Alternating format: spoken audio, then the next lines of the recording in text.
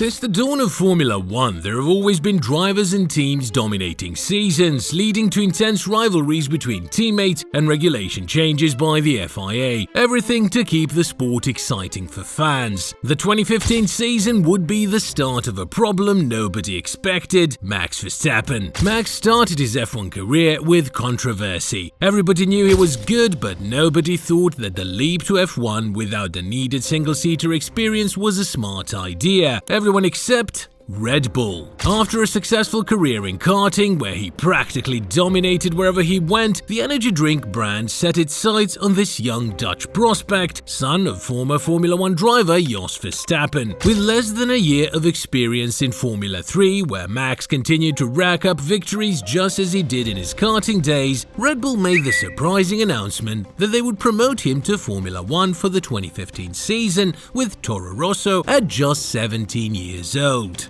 This announcement caused a great stir, with many arguing that such a young driver should not debut in Formula One and that he did not have enough experience to be prepared. So not only could he endanger himself, but also the rest of the grid, with the FIA being one of the major targets for allowing something like this to happen. However, this choice turned out to be a great success for the FIA. Right from his debut season with Toro Rosso, Max knew how to get the attention with his spectacular driving style, pulling off breathtaking overtakes and delivering thrilling races. His aggressive approach also drew criticism from fellow drivers for pushing the limits on track safety. By 2016, already with Red Bull, Verstappen had firmly established himself as one of Formula One's most promising talents. His performances in races like the Spanish and Brazilian Grand Prix showcased his skill and maturity, proving he could go toe-to-toe with much more seasoned competitors. In a short time, Verstappen established himself as the new leader of Red Bull, displacing a driver as good as Daniel Ricciardo, who eventually left the team in 2019 to evade potential clashes with the Dutchman. In an era dominated by Mercedes, Verstappen injected excitement into the championship. He engaged in gripping on-track battles, occasionally snatching victories away from the Silver Arrows, adding an element of unpredictability to the races. As Formula One soared in popularity, thanks in part to initiatives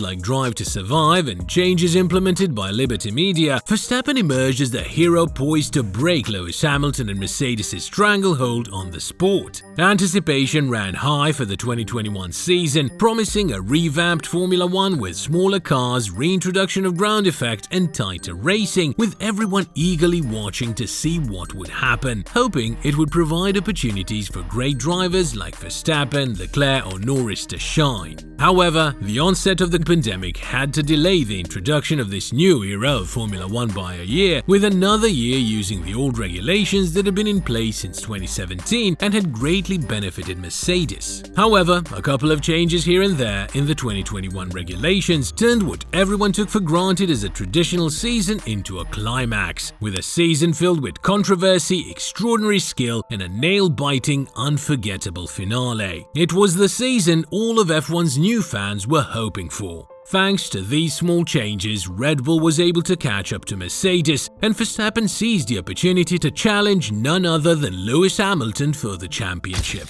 Finally, the hero had the weapon needed to challenge the long-standing dominance of the old guard. The prospect of Verstappen taking on Hamilton had fans on the edge of their seats, eager to witness the showdown of the century. During this unforgettable season, Verstappen and Hamilton emerged as the standout contenders, engaging in a neck-and-neck battle at every turn. They seemed to monopolize the victories, treating fans to a spectacle of epic proportions. Their clashes became the stuff of legends, from the dramatic incident in Silverstone, Here is the touches, but it was enough. And Monza, to the thrilling showdown in Jeddah, etching a rivalry destined for the history books. With a season finale as controversial and epic as the entire season had been, where the championship was practically decided on the last lap, Verstappen finally crowned himself as the new world champion. The hero had vanquished the villain, etching his name into Formula One lore. With the dawn of 2022 ushering in significant changes, it felt like a new era had dawned upon Formula One, brimming with excitement and opportunities for emerging talents. The stage was set for a thrilling chapter in the sport's history. As the 2022 season kicked off with the introduction of the new cars, hopes were high for another fierce battle, this time between the formidable talents of Red Bull's Max Verstappen and Ferrari's Charles Leclerc. The season got off to an incredible start, with both drivers showcasing impressive form and engaging in epic battles and great excitement.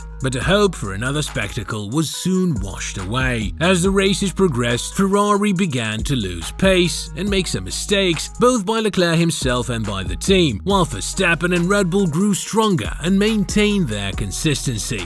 Max practically dominated the entire second half of the season with an iron fist, with no rival posing a threat to him, thus winning his second consecutive title with over 140 points ahead of Leclerc. In 2023, hopes for a battle also faded quickly as Verstappen dominated the entire championship from start to finish. The Dutchman won 19 out of 22 races in the championship, breaking the record for consecutive victories with 10, and Red Bull secured victories in all races except one. This marked one of the most dominant seasons in Formula One history, and criticism emerged regarding the lack of excitement and predictability, with detractors arguing that the winner was known right from the start.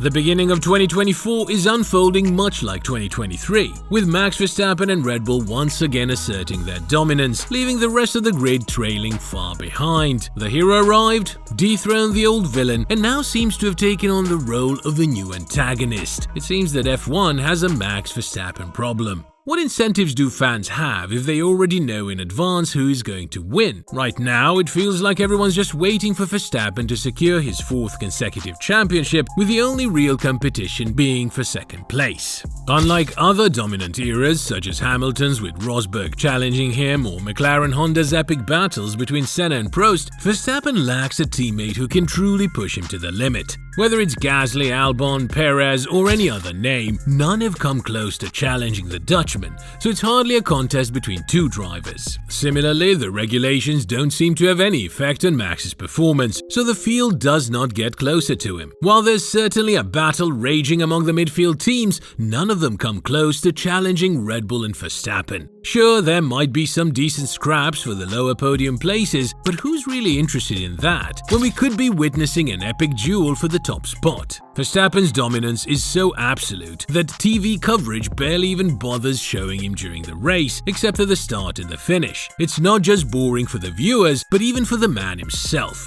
Max has hinted that he won't stick around in F1 as long as some other drivers like Alonso or Hamilton. Once he's achieved his goals and grown tired of the lack of challenge, he might just call it quits. Moreover, Max isn't afraid to speak out against decisions made by the FIA, whether it's about the chaotic race calendar or the forced spectacle of events like those in Las Vegas or Miami. None of this sits well with the FIA, which finds itself in the awkward position of realizing that its once beloved hero has turned into somewhat of a curse. No single team or driver domination is ever entertaining. Red Bull and Verstappen are the new perfect combo, far above the rest of the teams, but pinning the blame solely on them for the lack of excitement in F1 misses the mark. The real question we should be asking is not what Red Bull and Verstappen are doing, but what the rest of the teams are doing. Is Formula One boring because of Verstappen, or is it boring because the others aren't capable of having a good enough car? Does Formula One have a Max problem, or does Max have a Formula One problem?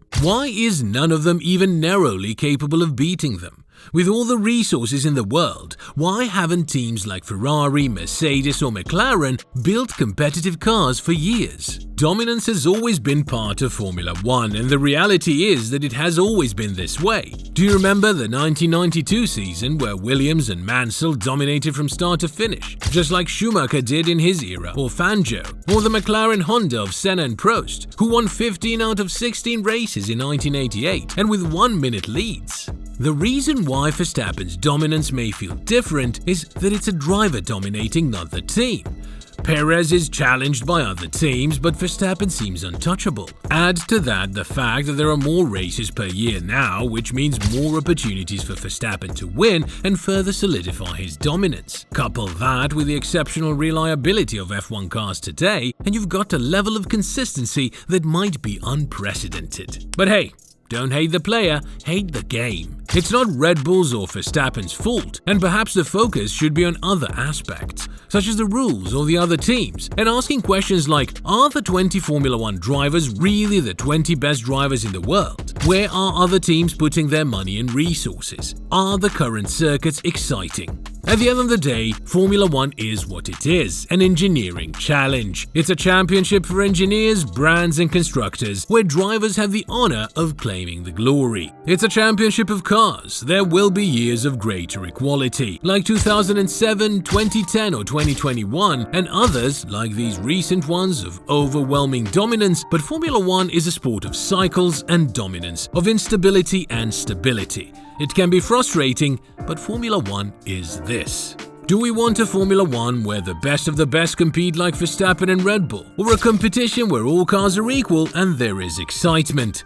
If your answer is the second, then perhaps other motorsport competitions like Formula E, NASCAR or IndyCar might be more your speed. But it's essential to recognize that veering too far in that direction could strip Formula 1 of its essence, the relentless pursuit of innovation, and the drive to push boundaries in the quest to be the absolute best. True Formula 1 enthusiasts are in it for the love of the sport, regardless of who's dominating. It's about the thrill of the competition, the engineering marvels on display, and the sheer spectacle of it all. How did Verstappen get so good? Find out in this video.